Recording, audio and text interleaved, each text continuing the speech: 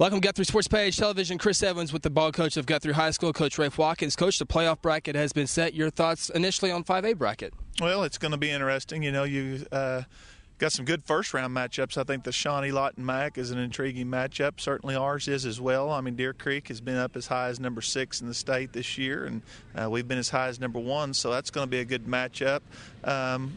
You know, some of the others, Coweta and Tulsa Kelly, I think could be a good matchup in there as well. But probably the most even would be in ours and would be in the Lawton, Mac, and Shawnee, I would say. You look at the bracket, and there's always a playoff systems are always the best in high school football. College football would be even better. But you look at it, is the bracket set perfect, or would it be considering if you draw 1 through 8 on the east and 1 through 8 on the west and realign it? It would be nice if you could do that. And I don't know how you would, you've got to be able to reward your district champions. I think that no matter even if they end up being a 7th seed, they still need to be able to have their 2 home games that they continue to win. I think that's the only fair thing to do. They've earned that right. Mm-hmm. But it would be nice, if you could do something along the basketball does it. They take their top 8 and then they, no matter where they're at, then they seed them. And it would be nice because I hate that if we get lucky enough to go to second round and play Booker T, you got number 3 in the state playing number 1, and it's happened another times before. Usually not that early. It's usually more around around the semifinals that you have that.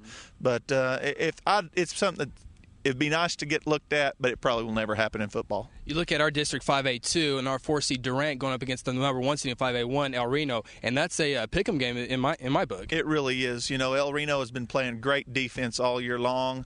They're going to have to with Max White out there. I think that's another game I left off that could be very interesting because of the fact of them spreading the field so much and doing more stuff to the outside. I don't think that they're going to be able to run at El Reno. El Reno's front 6 is as strong as we saw all year long.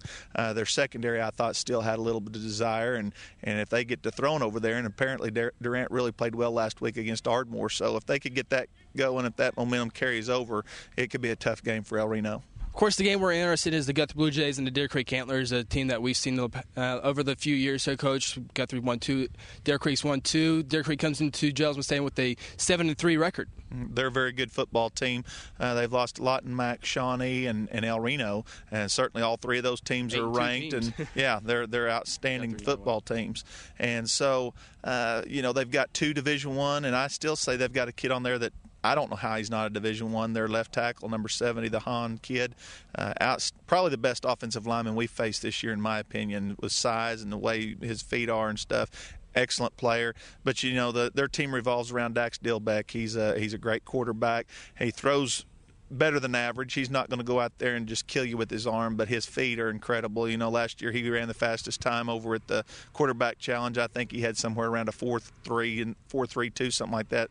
Regardless if that's accurate or not, he's extremely fast. Mm-hmm. And what I've been impressed with him about this year over the last is how much stronger he is. In the past couple of years, you could get your arm on him and get a hold of him, and you could bring him down. He is breaking tackles everywhere on the films that we have on him, and I know that Duncan's a very good tackling team, and he broke several tackles against them, so certainly that's something that's a worry of ours. He loves the Trujillo kid. He's 6'6" and weighs about 245 and can run. I think that Dax has got around 580 yards of passing this year, and about 390 of it's to him, so you know who his favorite target is. There's a lot of times that they'll sit there, and if he's covered, the first thing he's going to do is break and run, and that's not a bad option because he scares you to death when he takes off running with his speed. And then they got another kid that's got really good speed in his I can't remember his first name. Last name's Bird, number 13. They like to try to hit him deep, and they'll run little reverses with him and stuff.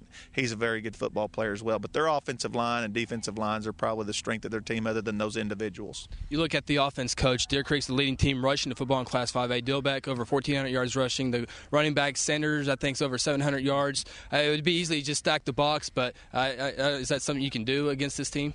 Well, because they get in so many, the formations, they'll spread you out. You can't just stack the box. You can put some personnel to do some things, but no, you can't just stack the box. And, of course, our philosophy here is always going to be to try to stop the run and make people beat us with the pass. Even when we play Shawnee and people that throws the ball pretty good, we still feel like you got to stop the run first, and that's going to be no different this week, especially with Dax Dilbeck back there. And like you said, that young sophomore, number 10, he's had a good season as well. I know a lot of people get to worrying so much about the Dilbeck kid that they forget about him, and he can hurt you as well. He's got good speed. He's going to be a really good player for him in the future. You look at the Deer Creek defense, Coach. I mean, they went up against Lawton MacArthur last week, so it's a good test coming in for Guthrie. It is, because that, Lawton Mac's got speed like us, probably even a little bit more overall team speed than we have. Probably not as big a Lawton Mac team as I've seen in the past, which I know they got one of their offensive linemen out, or defensive lineman, and probably a two-way player for him. But where I was impressed with Deer Creek is they handled the Harris kid pretty good. I mean, he got his yards, but he had several touches in doing it. I mean, Coach Manning turned it over to him, and as a D1 player that's going to Oklahoma, that there was times that he was more than they could handle. Made a couple of great plays, hurdled a kid down there on the first touchdown that was just an outstanding play, and made a good interception to basically seal the game. Mac is a very good test for him, and both teams knew what was on the line, a home playoff game, or, and certainly in Lawton Mac's case, they were going to be out. So Deer Creek definitely got Lawton Mac's best, and so it was a very tight ball game. There was a fumble during the course of the game that, had it been considered a fumble, it had been a 20-16 game at that time. So that was big.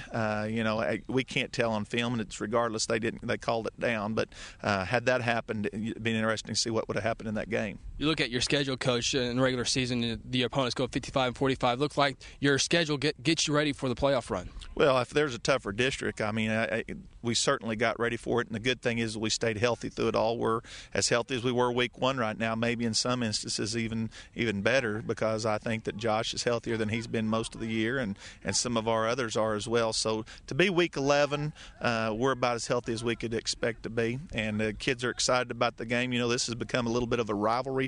As far as all the playoffs, I think you could look from A through 6A. There's probably not a closer playoff game that we play this year. I was looking out there to see the Boys City Thackerville game. Only 460 miles separates them. That'd not be a very enjoyable trip right there. Whether you win it or lose it, that'd just be a terrible trip to have to make. But yeah, this one, Jelsma will be packed. It's a good rivalry game with us playing them the last 4 years, and the proximity of the two schools and our kids knowing each other and playing them in basketball, and they're in our conference. So yeah, our kids have been playing them since they were in 7th grade. And in some instances, even I think Deer Creek at that time had some 5th and 6th grade teams in this league over here. So our kids are very familiar with each other, and it should be a great ball game.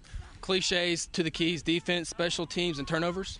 Well, yeah, and stopping their key players is going to be the key, and your role players. And I'm sure they're over there saying the same thing, that they've got to stop our passing game, and if they do, somewhere we got to step up and be able to run the ball. So that's the keys right there, is stopping their strengths. And certainly if we can stop the Dilbeck kid, I like our chances. It's going to be easier said than done, but he's outstanding along with their line, and their defense is very good and solid as well. And we got to approach it kind of like we did with Shawnee. We've got to have those long drives and keep their offense off the field, and we do that. I like our chances. Speaking of long drives, last question. It looks like Deer Creek can put those long drives, and it becomes frustrating at 4 yards of pop and then 3 yards and then convert a third down play. Can it frustrate a defense? Well, it is, because with their big, massive line, they can move you off the ball, and then when you have a kid that the ability of the Dilbeck kid, it's hard to stop them for less than 4 yards unless you can make that quick initial penetration and get them going sideways, and that's what we're going to be able to have to do. Coach, appreciate it. Thank you. For head coach Rafe Watkins, I'm Chris Evans. Thank you for watching Guthrie Sports Page Television.